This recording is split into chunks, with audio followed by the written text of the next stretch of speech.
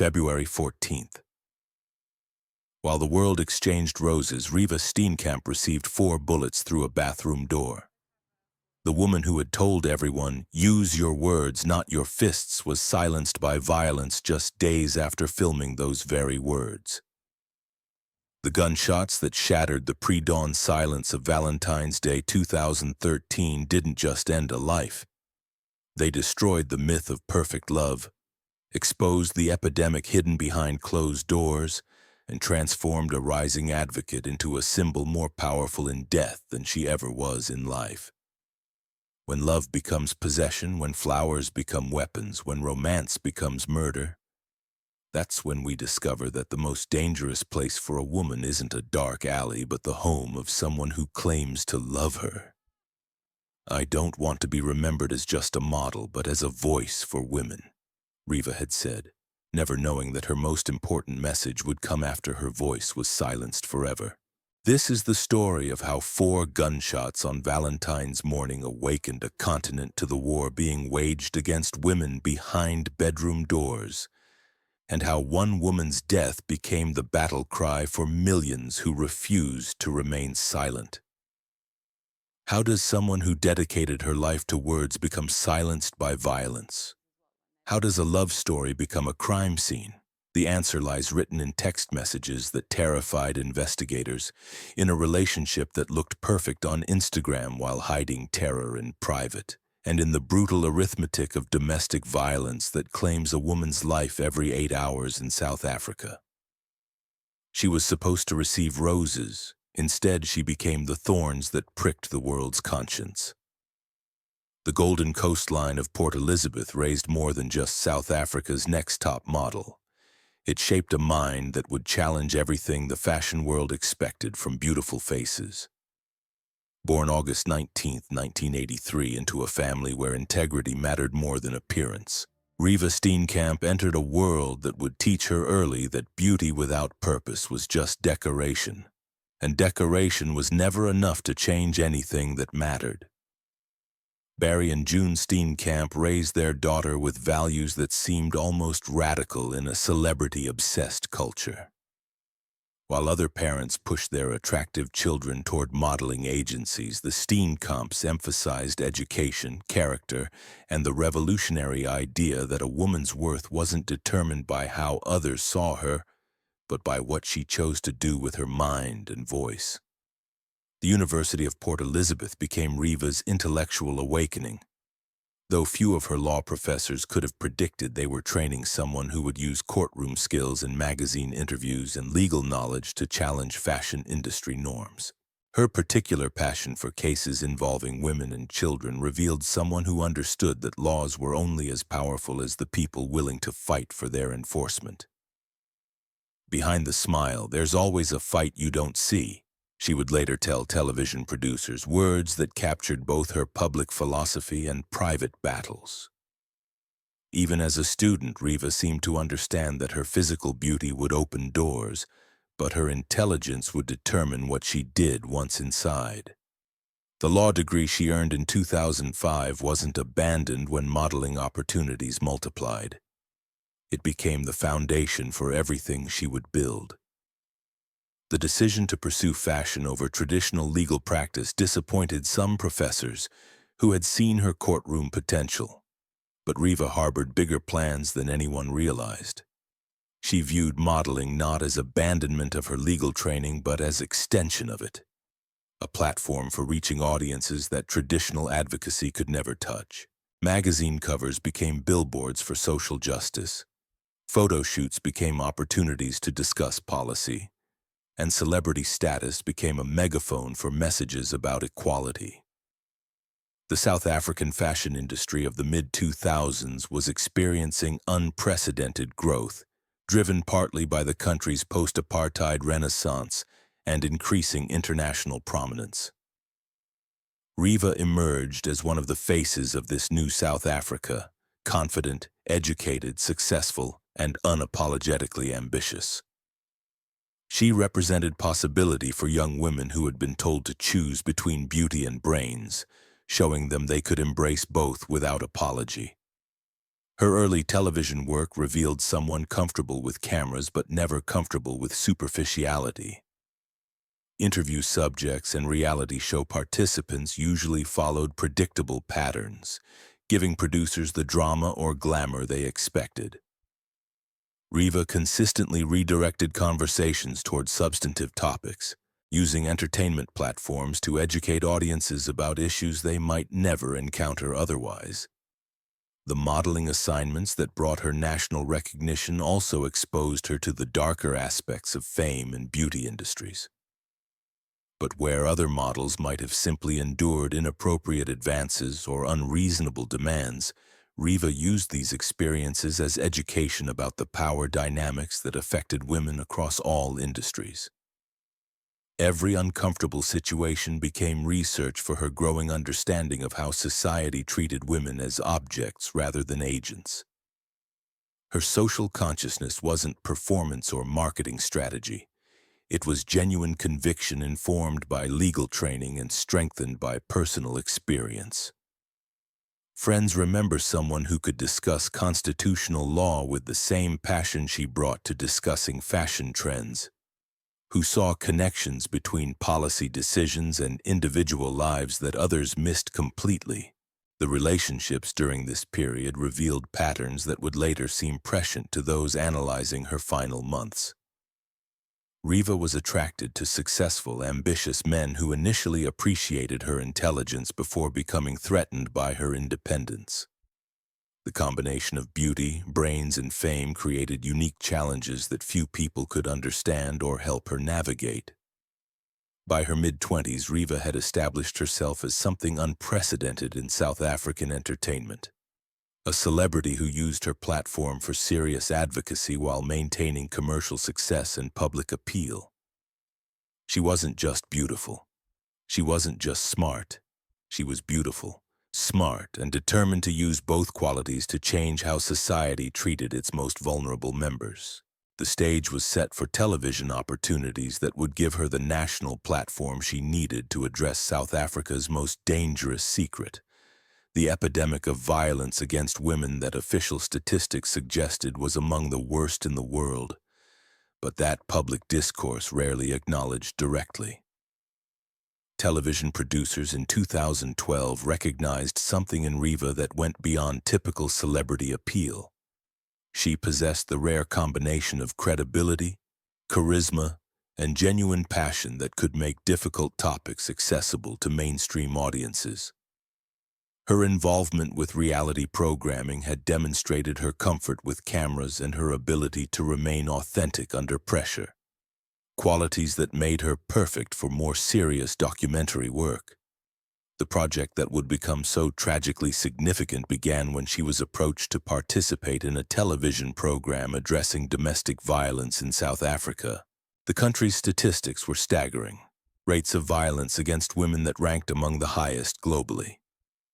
But the issue remained largely hidden from public discourse, treated as private family matter rather than public health crisis requiring collective action. "Use your words, not your fists," became her signature message during these appearances, words that captured both her legal background and her fundamental belief that communication could resolve conflicts that violence only worsened. The phrase would later appear on memorial materials and advocacy campaigns, transformed from practical advice into prophetic plea.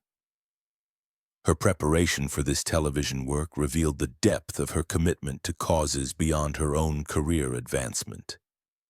Reeva spent weeks interviewing social workers, legal experts, and survivors of domestic violence, educating herself about patterns and warning signs that many people preferred to ignore.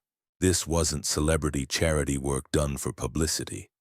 It was genuine research conducted by someone determined to use her platform responsibly. The modeling career that provided her primary income was increasingly viewed as means to an end, rather than end in itself. Magazine shoots and commercial campaigns generated the financial independence and public recognition necessary for her advocacy work. But the real satisfaction came from opportunities to address serious social issues through entertainment media. Personal relationships during this period became more complicated as her public profile grew and her advocacy work intensified. The men attracted to her success sometimes struggled with her independence, while those who appreciated her intelligence occasionally felt overshadowed by her beauty and fame.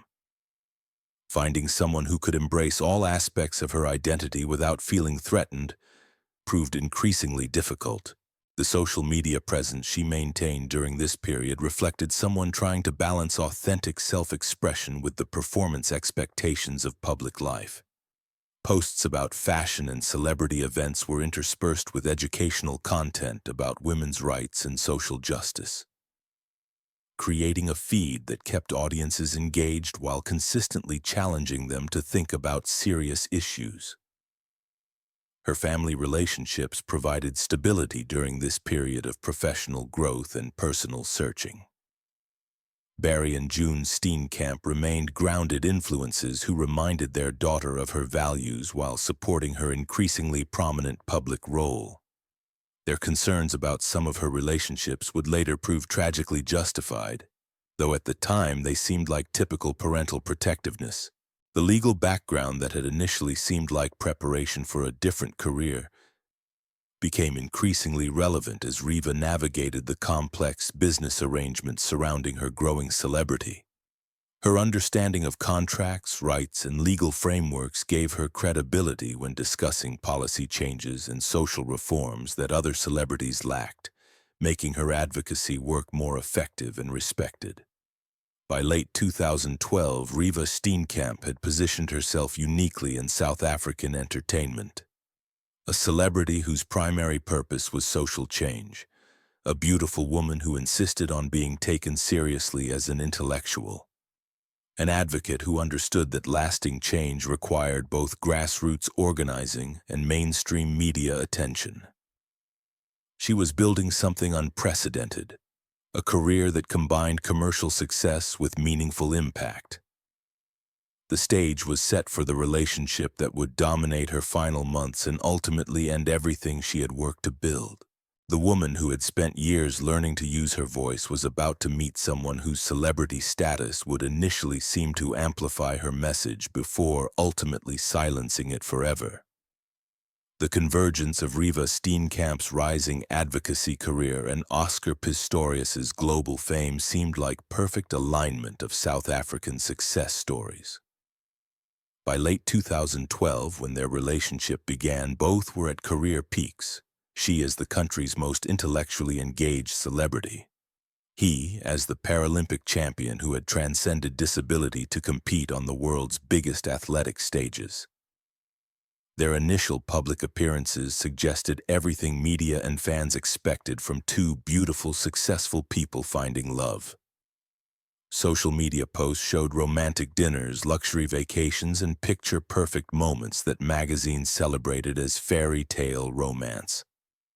Pistorius's international recognition opened doors to global events that elevated Reeva's profile beyond South African boundaries, introducing her advocacy work to audiences who might never have discovered it otherwise.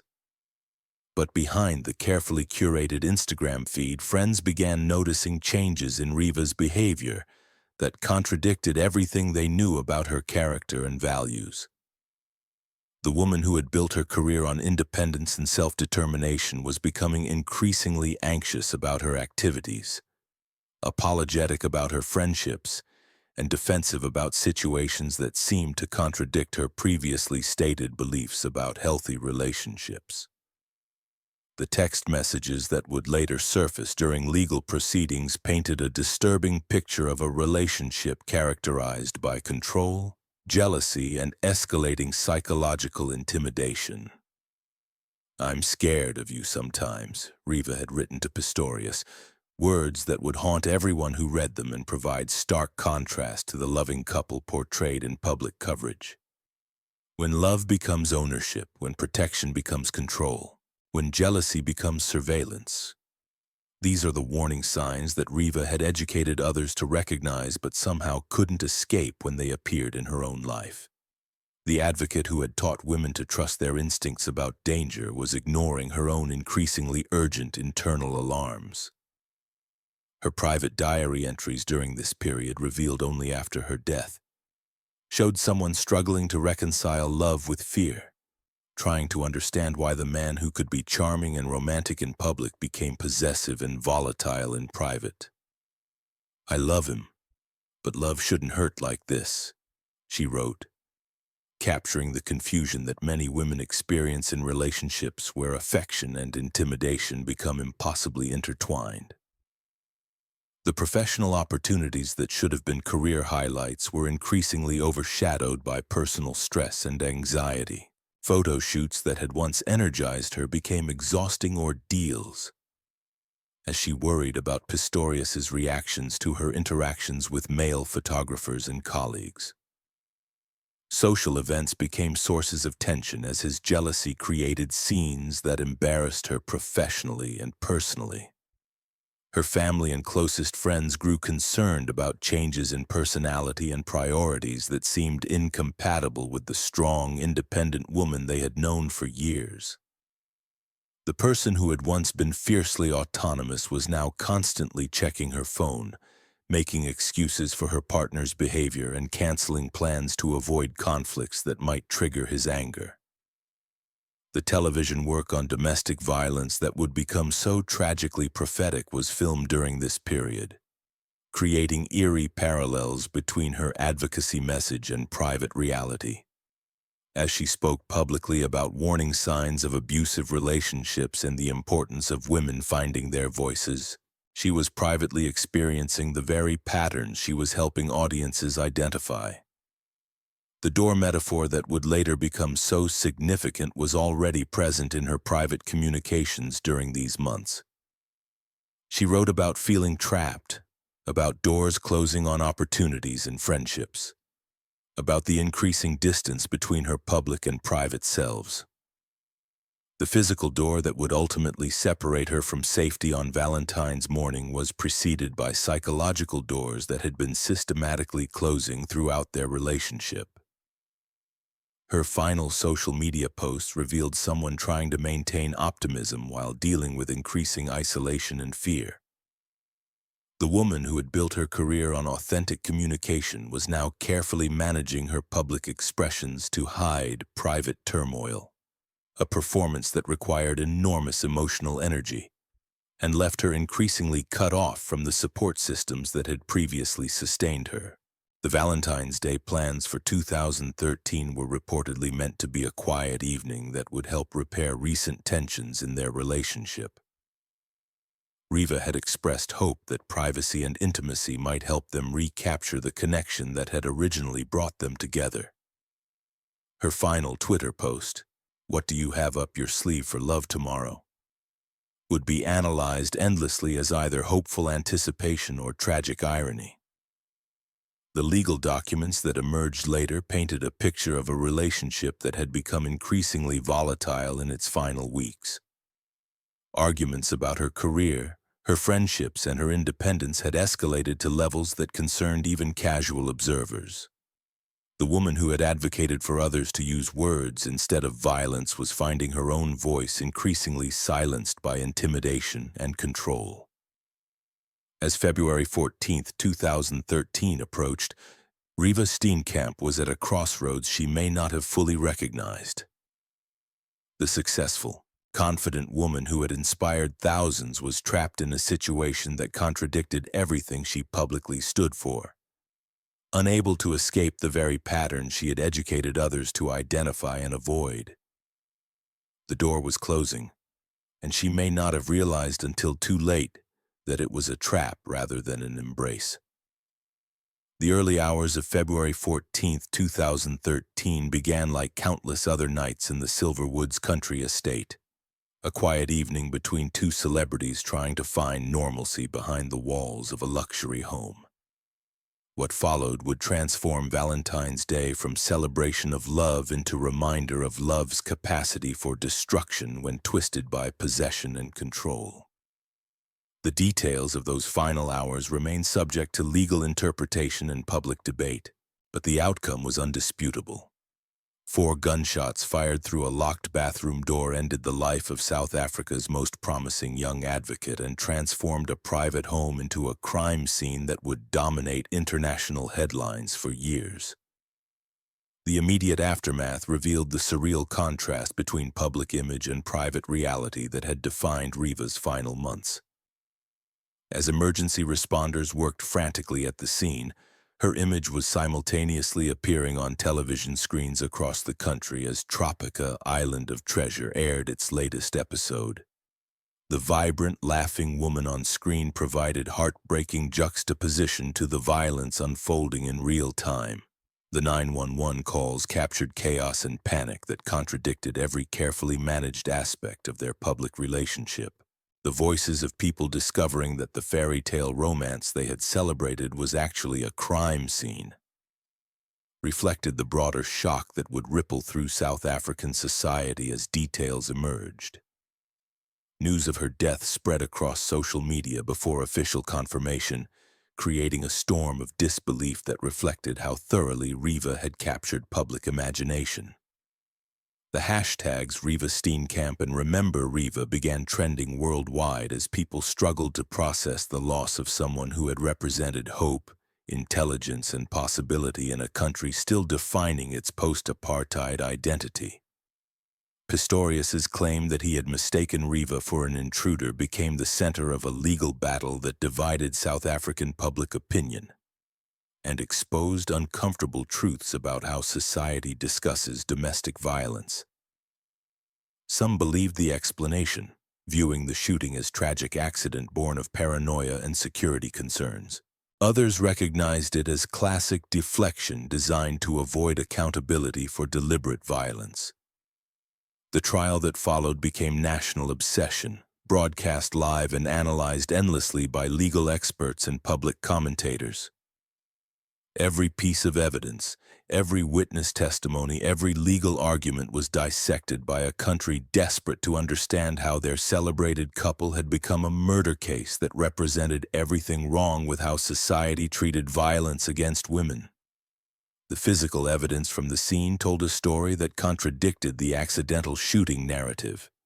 The trajectory of bullets, the locked door, the absence of evidence supporting the intruder theory, all combined to create a picture of deliberate violence rather than mistaken identity. But perhaps more damning were the digital records that revealed the psychological landscape of their relationship. Text messages showing Reeva's fear, social media posts that took on new meaning in retrospect, and witness accounts of arguments and controlling behavior painted a portrait of classic domestic abuse patterns that many observers found impossible to ignore. The woman who had taught others to recognize warning signs had been documenting those very signs in her own communications. The television show about domestic violence that aired after her death became a haunting reminder of the prescience of her final advocacy work. Seeing her speak passionately about protecting women from violence while knowing the circumstances of her death added devastating emotional weight to messages that might otherwise have seemed abstract or distant. The legal proceedings revealed intimate details about their relationship that devastated Reeva's family and shattered public perceptions of their romance. The evidence of control, intimidation, and escalating violence contradicted every carefully constructed image of perfect love that had been presented to the media. The verdict, initially culpable homicide, later upgraded to murder on appeal, provided legal resolution but couldn't restore what had been lost. No court decision could return the voice that had been silenced, the advocacy that had been ended, or the future that had been stolen from someone who had dedicated her life to protecting others from exactly the violence that claimed her.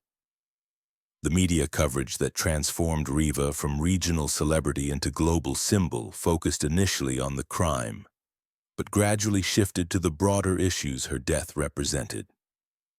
International outlets began covering her story not just as isolated tragedy but as representation of the epidemic of violence against women that affected countries far beyond South Africa's borders.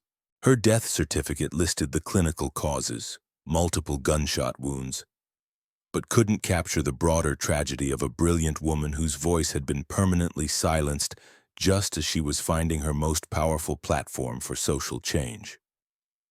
The roses she should have received on Valentine's Day became memorial flowers at a crime scene that would be remembered long after the romance was forgotten. The trial's conclusion satisfied legal requirements but left emotional and social questions unanswered. How does a country prevent the next Reeva Steenkamp? How does society recognize and interrupt patterns of domestic violence before they become murder? How do we honor the memory of someone whose death exposed truths that were too dangerous to discuss while she lived? The answer would come not from courtrooms or verdicts, but from the movement that grew from her tragedy. A collective determination to ensure that her voice, silenced by violence, would continue speaking through others who refused to let her message die with her. The years following Reeva Steenkamp's murder witnessed something unprecedented in South African social activism. Her death becoming more powerful than her life. Her silenced voice speaking through millions who refused to let her message die. The woman who had dreamed of using law to protect vulnerable people was achieving that goal through circumstances no one would have chosen, at a cost that no amount of positive change could justify. The Reeva Steenkamp Foundation, established by her parents Barry and June, transformed private grief into public purpose with a sophistication that honored both their daughter's legal training and her advocacy goals. The organization provided immediate support for violence victims while developing long-term educational programs designed to prevent abuse before it occurred. Every life saved became tribute to the life that was lost. Social media campaigns using #RememberReeva evolved into annual movements that kept her story visible to new generations while connecting her experience to broader discussions about healthy relationships and warning signs of abuse.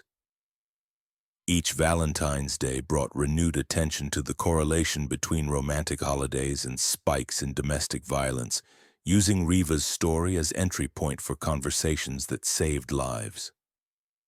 The legal system itself was transformed by precedents established during Pistorius's trials. South African courts began taking digital evidence, text messages, social media posts, electronic communications, more seriously as indicators of relationship patterns and threats to safety. Prosecutors studying her case developed new strategies for handling domestic violence prosecutions that recognized psychological intimidation as precursor to physical violence. International women's rights organizations adopted her image and story as part of global campaigns against gender-based violence. Her photograph appeared in materials distributed across multiple continents, while her quotes about using words instead of violence became rallying cries for anti-violence movements worldwide. The South African model had become international symbol. The fashion and entertainment industries in her home country underwent significant changes in how they addressed domestic violence awareness.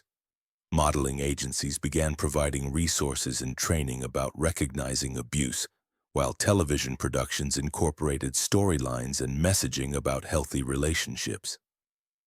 Reeva's colleagues were determined to use their platforms as she had planned to use hers.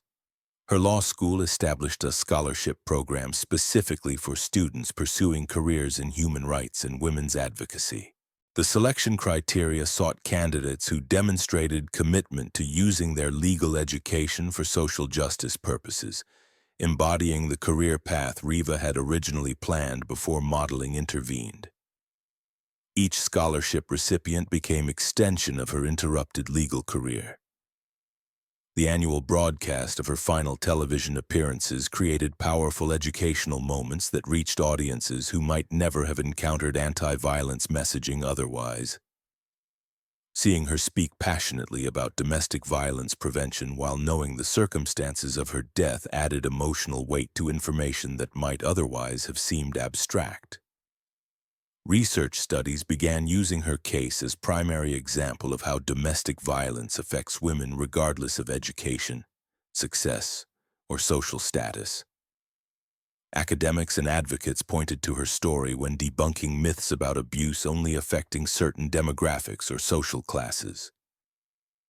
The successful, educated, beautiful woman who had still been vulnerable to violence helped broaden understanding of abuse patterns. International documentary projects exploring her life and death brought her story to global audiences while consistently emphasizing her advocacy work and intellectual accomplishments alongside the tragic circumstances. These productions ensured she was remembered as complete person rather than merely victim, honoring both her achievements and her unrealized potential. Legal reforms inspired by her case extended beyond South Africa as other countries examined their approaches to domestic violence prosecution. Law enforcement training programs incorporated lessons learned from the investigation and trial, particularly regarding digital evidence collection and protection protocols for victims who might not fit traditional victim profiles. Her image became a symbol of resistance rather than victimhood as activists worldwide used her story to demonstrate that speaking out about abuse was both necessary and potentially life-saving. The woman who had encouraged others to find their voices was inspiring countless people to use their own, creating ripple effects that continued expanding years after her death. Mental health professionals began incorporating her case into training programs about recognizing signs of abuse in high-functioning clients who might not fit stereotypical victim profiles. Her experience highlighted how abusers often target successful, confident women precisely because undermining such individuals provides maximum psychological satisfaction. The annual commemorations of her death evolved into broader movements celebrating women's rights and highlighting ongoing efforts to eliminate violence against women. What began as memorials for one person became rallying points for collective action, with her story serving as a reminder of both progress made and work still needed. The door metaphor that had been present in her private communications during her final months became symbolic framework for understanding domestic violence patterns. Advocates spoke about doors that close gradually, isolation from friends, restrictions on activities, increasing control over personal decisions, before the final door closes on safety itself. Today, more than a decade after her death, Reeva Steenkamp's name continues appearing in contexts far removed from the crime that ended her life. Law students studying domestic violence encounter her story. Young women learning about relationship warning signs see her image. And advocates working to change legislation invoke her memory as motivation for their efforts. The woman who feared her beauty might overshadow her intelligence has become remembered primarily for her advocacy, potential, and the changes her death inspired rather than her appearance. The model who worried about being seen as mere decoration became one of contemporary culture's most powerful symbols of women's strength and the ongoing struggle for safety and equality. Her voice, silenced by violence, paradoxically speaks louder now than it ever did during her lifetime, reaching audiences she could never have imagined and inspiring changes she could only have dreamed of achieving. The law graduate who wanted to protect vulnerable people has indeed transcended her original career plans, becoming something far more significant, a guardian angel for women worldwide who face similar dangers. Reeva used to say, "Use your words, not your fists." She was silenced by violence but bequeathed us the responsibility to ensure that words continue where hers were stopped. When roses become bullets and love becomes possession, that's when we discover that the most lasting Valentine is the voice that refuses to be silenced, even by death itself. In the end, Reeva Steenkamp received something more valuable than roses on Valentine's Day. She became the thorns that pricked the world's conscience and refused to let it sleep peacefully while violence against women continued behind closed doors. The woman who died asking for words instead of fists lives on in every voice raised against violence, every law changed to protect victims, every life saved because someone learned to recognize the warning signs she had documented in her final months. Her legacy stands as both inspiration and obligation, proof that one voice can indeed change the world, and reminder that protecting those voices requires constant vigilance from all of us who benefit from their courage.